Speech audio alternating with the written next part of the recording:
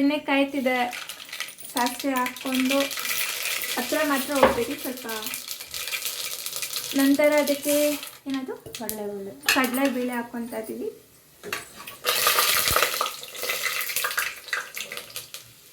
ನಂತರ ಹಾಕ್ಬಿಟ್ಟು ದೂರ ಬಂದ್ಬಿಡಿ, ಸಿಡಿದ್ರೆ ಕಷ್ಟ. ಆನಿಯನ್ನು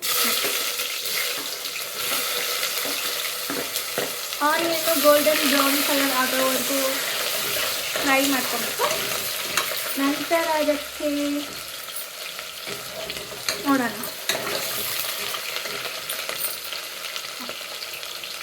ನೆಕ್ಸ್ಟ್ ಟೊಮ್ಯಾಟೊ ಕಟ್ ಮಾಡಿರೋದನ್ನ ಒಂದು ಪ್ಲೇಟಿಗೆ ಹಾಕ್ಕೊಂಡು next go into there and ಇವಾಗ ಟೊಮೆಟೊ ಹೋಗ್ತಿದೆ ಒಳಗೆ.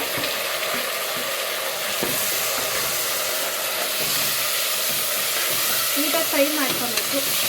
ಸೊ ಇವತ್ತು ಸ್ಪೆಷಲ್ ಏನಂದರೆ ತೆಂಗಿನಕಾಯಿ ಹಾಕ್ದಂಗೆ ಸಾಗು ಮಾಡ್ತಾರೆ ಅಂತ ಹೇಳಿದ್ದೀನಿ. ಸೊ ಅದಕ್ಕೆ ಇನ್ನೊಂದು ತುಂಬ ಏನೇನೋ ಇಂಗ್ರೀಡಿಯೆಂಟ್ಸ್ ಹಾಕಿಲ್ಲ.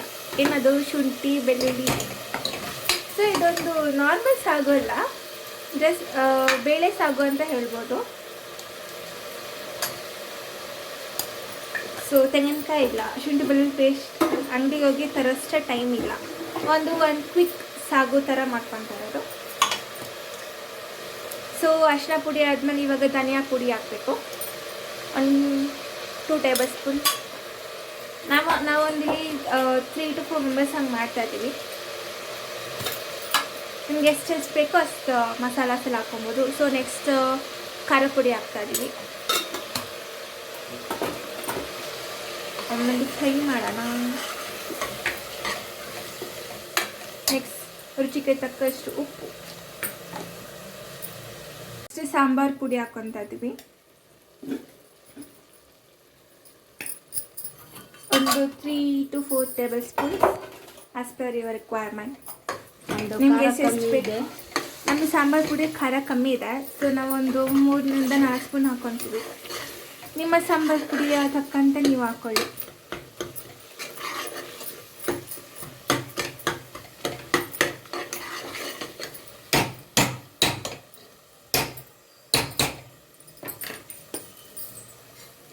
ಸೊ ಒಂದು ಸ್ಮ್ಯಾಶರ್ ತಗೊಂಡು ಟೊಮೆಟೊ ಬೇಯೋವರೆಗೂ ನಮಗೆ ತಾಳ್ಮೆ ಇಲ್ಲ.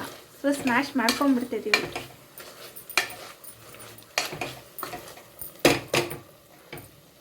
ಮಾಡಿದ್ಮೇಲೆ ಫುಲ್ ಎಲ್ಲ ಸ್ಮ್ಯಾಶ್ ಆಗಿದೆ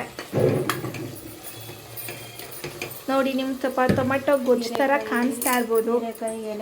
ಸೊ ಇವಾಗ ತರಕಾರಿಗಳೆಲ್ಲ ಹಾಕ್ಕೊತಾ ಇದ್ದೀವಿ. ಹೀರೆಕಾಯಿ ಇದೆ, ಎಲೆಕೋಸಿದೆ. ಎಲ್ಲ ಹಾಕ್ಕೊಂಡು ಮಿಕ್ಸ್ ಮಾಡ್ಕೊಬೇಕು. ನಿಮ್ಗೆ ಯಾವ ತರಕಾರಿ ಬೇಕೋ ಆ ತರಕಾರಿ ಹಾಕ್ಕೊಂಡು, ಇನ್ನೇನು ತರಕಾರಿ ಬೇಕೋ ನಿಮಗೇನು ಮನೇಲಿ ಏನೇನಿದೆ. ಇದೊಂದು ಕ್ವಿಕ್ ಸಾಗು.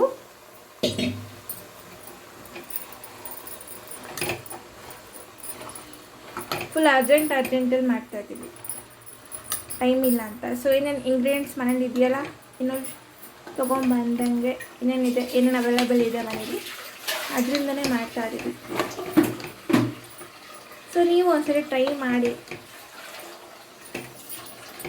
ತುಂಬ ಸಿಂಪಲ್ ಇಂಗ್ರೀಡಿಯೆಂಟ್ಸ್, ಏನು ರುಬ್ಕೊಳಷ್ಟಿಲ್ಲ.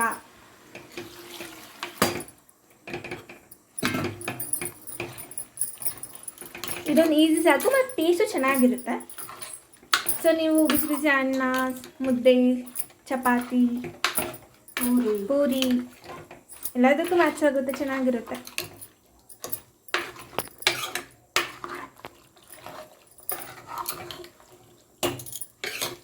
ನಮ್ಮ ಮನೇಲಿ ತುಂಬ ತರಕಾರಿ ಜಾಸ್ತಿ ತಿಂತೀವಿ. ಸೊ ಫುಲ್ ವೆಜಿಟೇಬಲ್ಸ್ ಲೋಡ್ ಆಗಿಬಿಟ್ಟಿದೆ.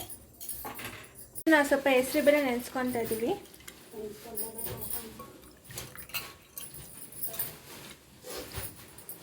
ಇವಾಗ ತೊಳೆದಿರೋದನ್ನ ಹೆಸರುಬೇಳೆ ಮತ್ತು ತೊಗರಿಬೇಳೆನ ಹಾಕ್ಕೊತಾ ಇದ್ದೀವಿ ಸಾಕುಗೆ.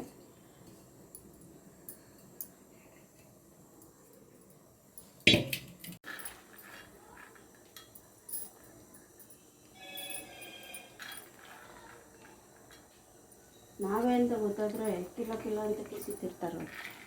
ಸೊ ಇದಕ್ಕೆ ಸ್ವಲ್ಪ ಮೊಳಕೆ ಕಾಳು ಹಾಕ್ಕೊಂಡಿದ್ದೀವಿ ಹಸಿದಂಗೆ. ನೆಕ್ಸ್ಟು ಕಡಲೆಕಾಳು ಹಾಕ್ಕೊತಾ ಇದ್ದೀವಿ ಮೊಳಕೆ.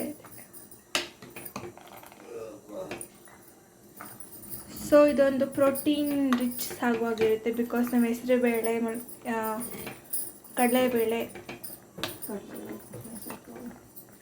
ಹೆಸರು ಕಾಳು ಇನ್ನೇನೋ ಬೇಳೆಗಳೆಲ್ಲ ನಮ್ಮಮ್ಮ ಹಾಕ್ತಾರೆ.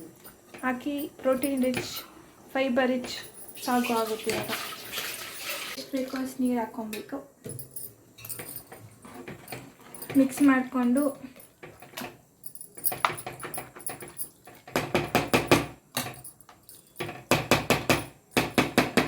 ಸಾಲ್ಟ್ ಹಾಕೊತಾ ಇದ್ದೀವಿ ರುಚಿಗೆ ತಕ್ಕಷ್ಟು.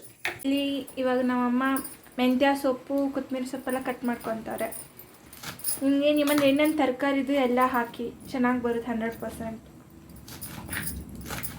ಸೊ ನಮ್ಮಮ್ಮ ಇಲ್ಲಿ ಸೊಪ್ಪು ಮೊಳಕೆಕಾಳು ತರಕಾರಿಗಳು ಎಲ್ಲ ಮಿಕ್ಸ್ ಮಾಡಿ ಫುಲ್ ಲೋಡೆಡ್ ಸೊಪ್ಪುಗಳು ಕಾಳುಗಳು ತರಕಾರಿಗಳು ಸಾಂಬಾರು ಮಾಡ್ತವ್ರೆ. ಸೊ ಸಗು ಹಾಕೊತಾ ಇದ್ದೀವಿ ಇವಾಗ.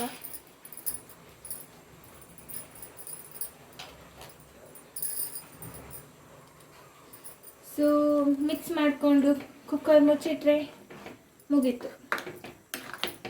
ಓಪನ್ ಮಾಡಿದ ತಕ್ಷಣ ಘಮ ಪರಿಮಳ ಬರುತ್ತೆ. ಹಾಗೆ ಬಿಸಿ ಬಿಸಿ ಸರ್ವ್ ಮಾಡಿಕೊಂಡು ಮುದ್ದೆ ಜೊತೆಗೆ ತಿಂದರೆ ಸಖತ್ taste. So thank you. Subscribe ಮಾಡಿ, ಫಾಲೋ ಮಾಡಿ ಟು ಆಶಾ ಅಡುಗೆ ಚಾನಲ್. ಧನ್ಯವಾದಗಳು.